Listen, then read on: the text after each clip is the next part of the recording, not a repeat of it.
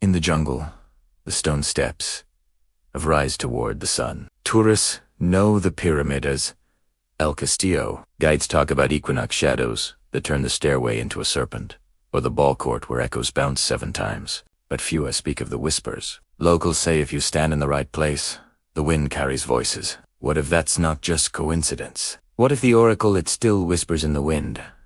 The Maya were masters of sound. Clap your hands at the base of the pyramid, and the echo returns as a chirp like the call of the sacred Quetzal bird. Speak at the ball court, and your words bounce clear to the other end. These aren't accidents. The architects built with acoustics in mind, turning stone into an amplifier.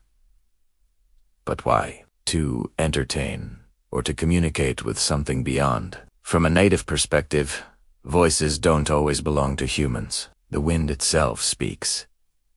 Hills echo back with answers. Caves carry the breath of spirits. If it was built as an oracle, then the whispers might not be tricks of physics. They could be messages, echoes of ancestors, gods, or even the builders themselves, encoded in stone and air. Imagine a priest standing at the top of the pyramid, chanting a question to the wind. The stone amplifies, distorts, transforms his words. From below, people hear the answer not the priest's voice, but something deeper, layered, strange. To them, it was the feathered serpent god, speaking back through breath and stone.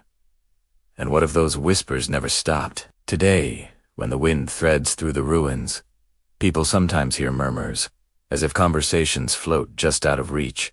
Tourists dismiss it, but locals say the city is alive, still speaking. The Oroka hasn't gone silent. We've just stopped listening.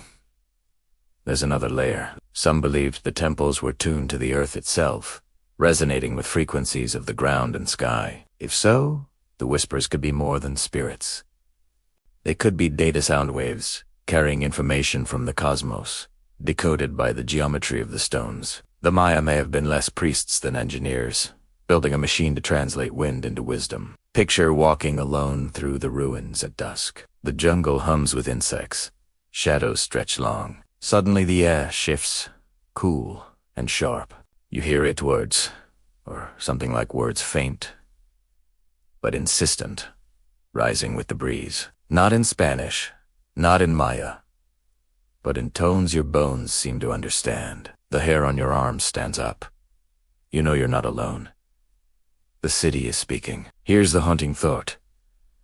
Maybe the oracle was never meant to fall silent. Maybe it was designed as a permanent doorway, a place where the living and the beyond could always converse through the medium of wind, echo, and stone. We only lost the language. If the oraculat still whispers in the wind, then the ruins aren't ruins at all. They're a functioning system, waiting for those willing to listen, tune their ears, and ask the right questions. The city is still alive, still breathing, still answering. We've only forgotten how to hear it.